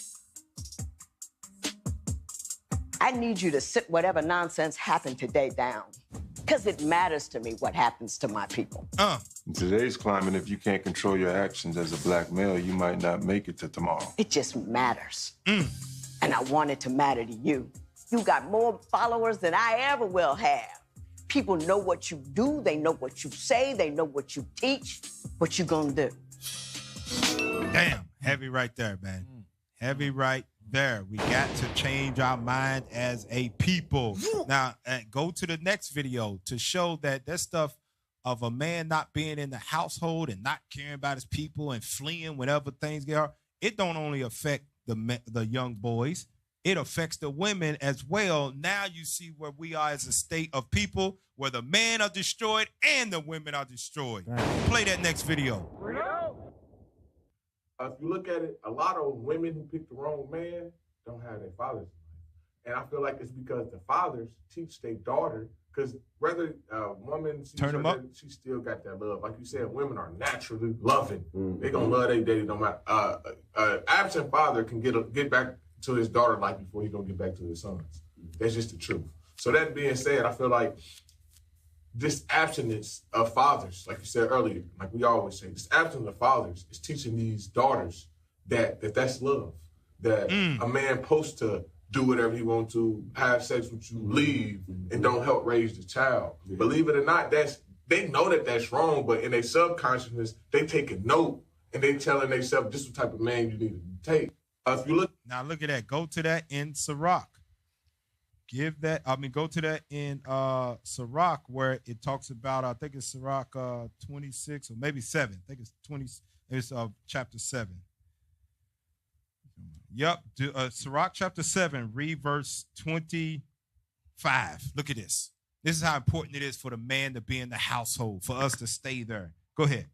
The book of Ecclesiasticus. No, Sirach. Excuse me. The book of Sirach. Oh, okay, go ahead. The book of Sirach. Chapter, you know what I meant. Go ahead. Yes, sir. The book of Sirach, chapter 7 and verse 25. Marry thy daughter, and so shalt thou have performed a weighty matter. But give her to a man of understanding. It's supposed to be in that household so you can choose the husband for your daughter.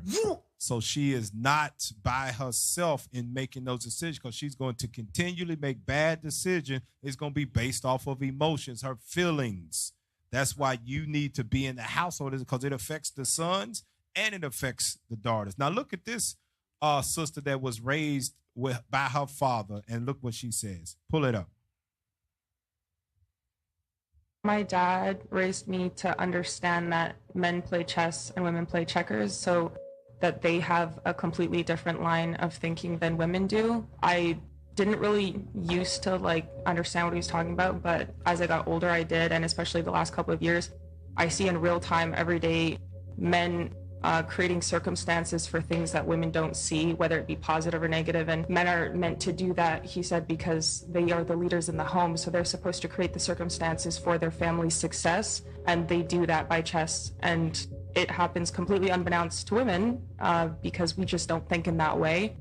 And that's a good thing. They have a very strong ability to compartmentalize, and so that they can keep going in difficult situations and hardships that chisel them rather than cripple women, right?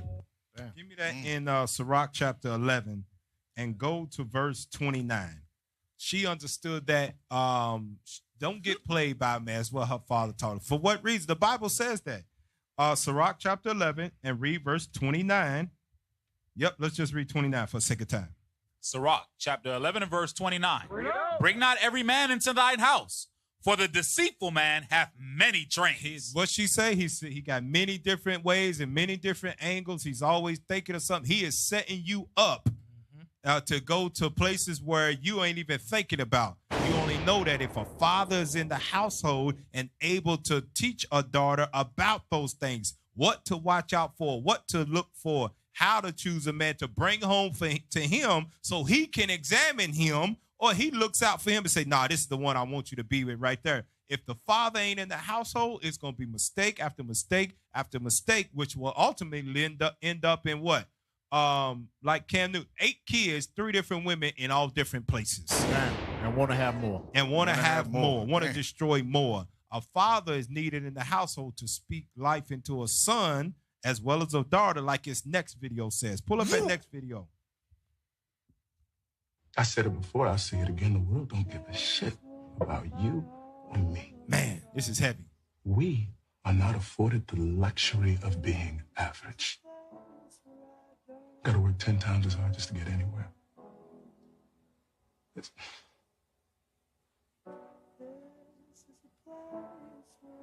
I don't push you because I want to. I push you because I have to. Do you hear what I'm That's heavy, man. Damn. Run it back. Let's play that one more time. Damn. This is why you need it in the house, fathers. Damn. Black man. Damn. Play it again, man. And that's some good acting, man. That's it is. I don't even know what show it is, but damn, it's good. Go ahead. Again, the world don't give a shit about you and me. We are not afforded the luxury of being average. Gotta work 10 times as hard just to get anywhere.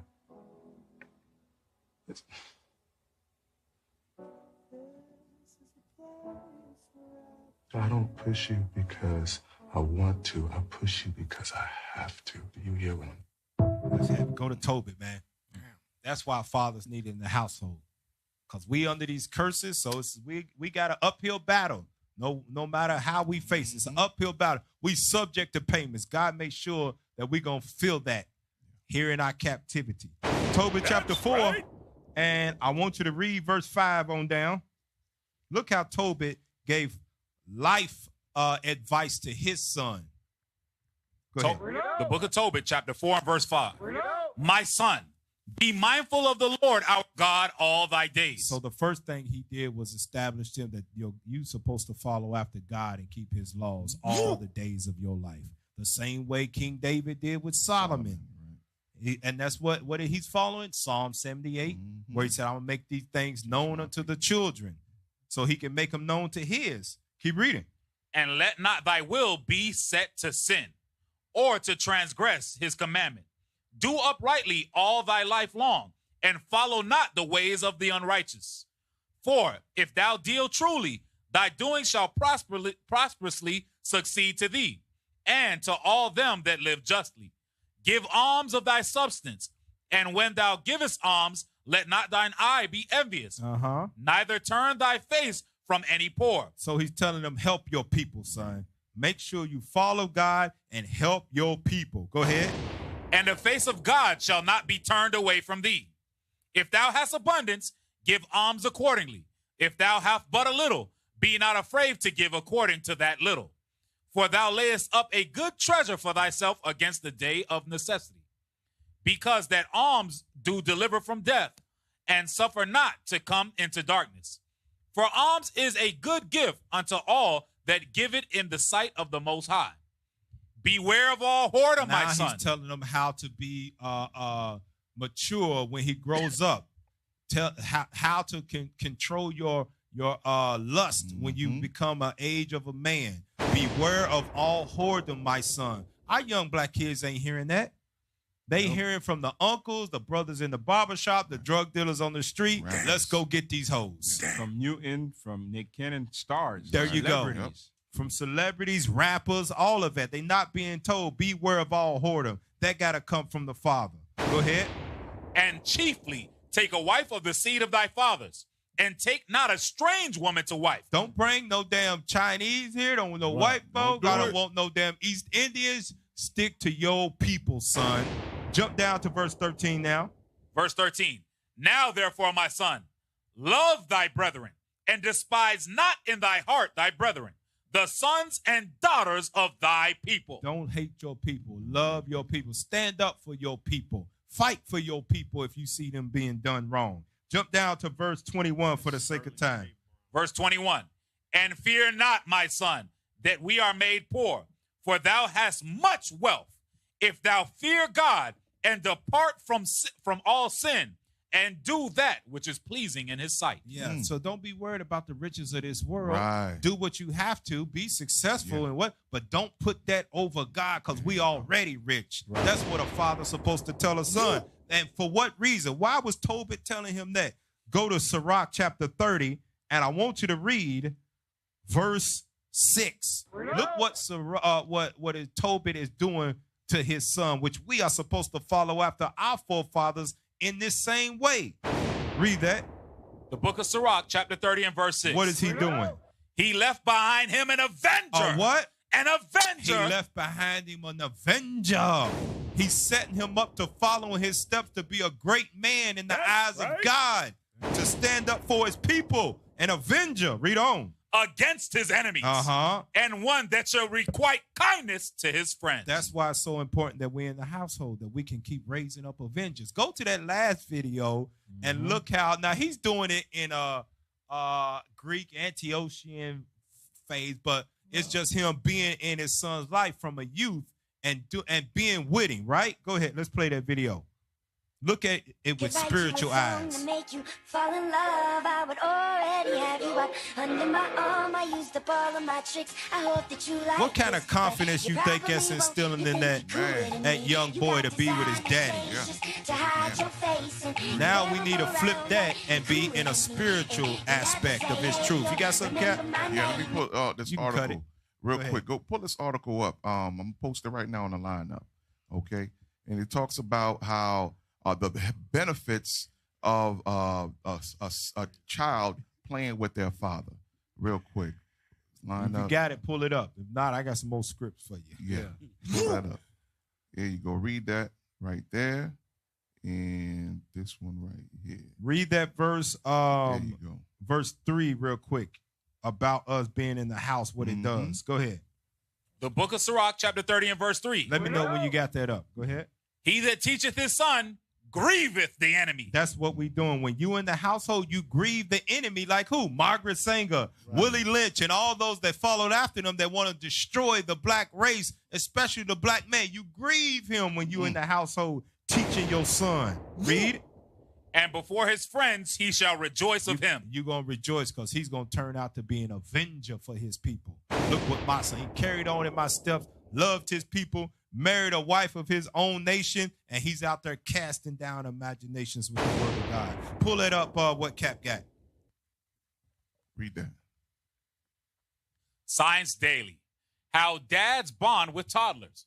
Brain scans links oxytocin to parental nurturing. Okay, read that that Target article right there. There we go.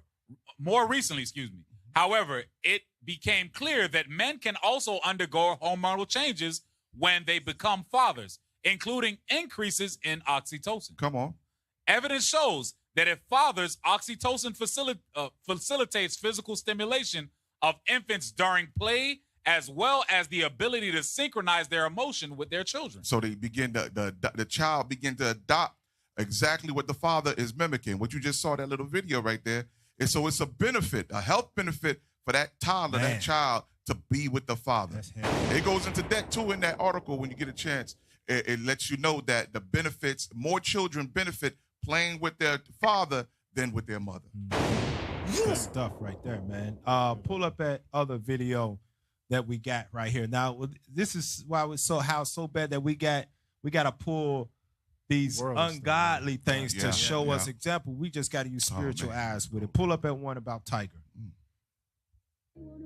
I love looking at this video because this is something we talk about a lot in relationship and marriage.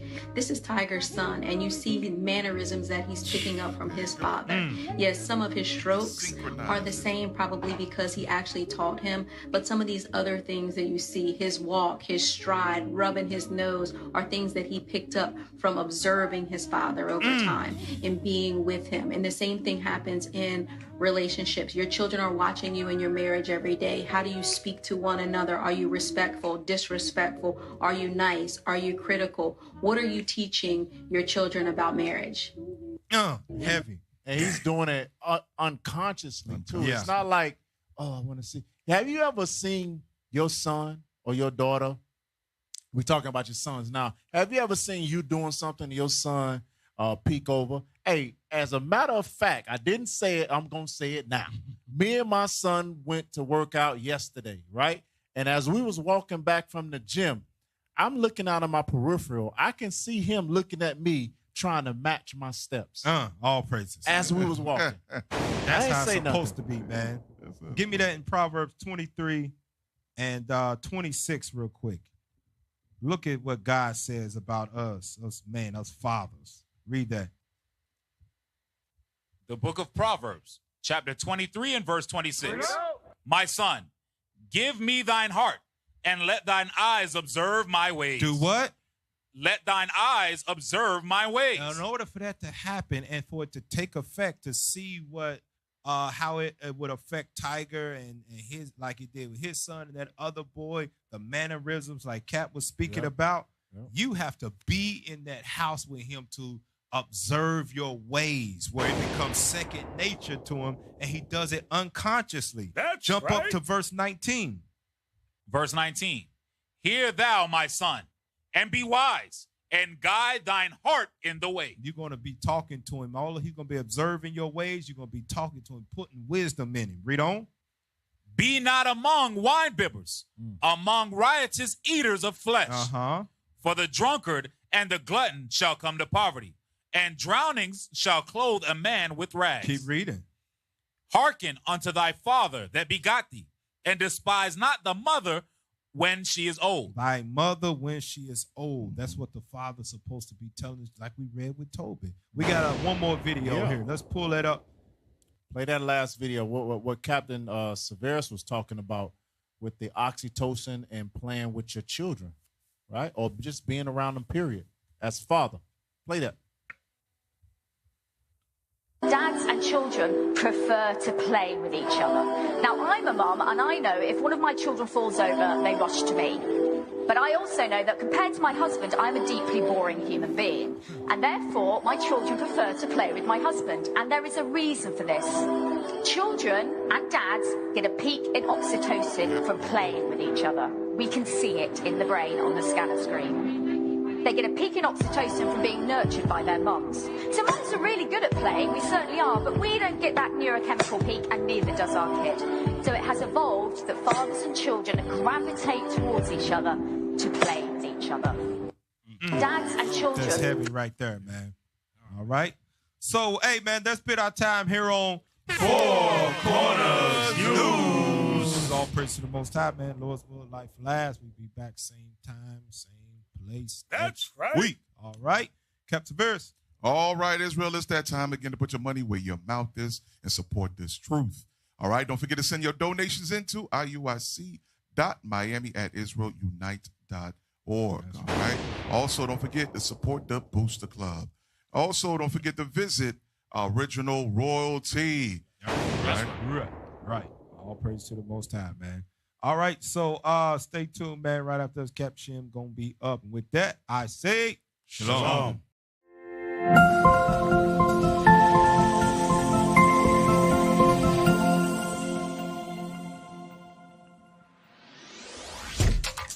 Shalom, Israel. This is Bishop Nathaniel. I want you to know that you can view all our Sabbath classes live on IUIC TV. That's right, I said on IUIC TV. Download the app today.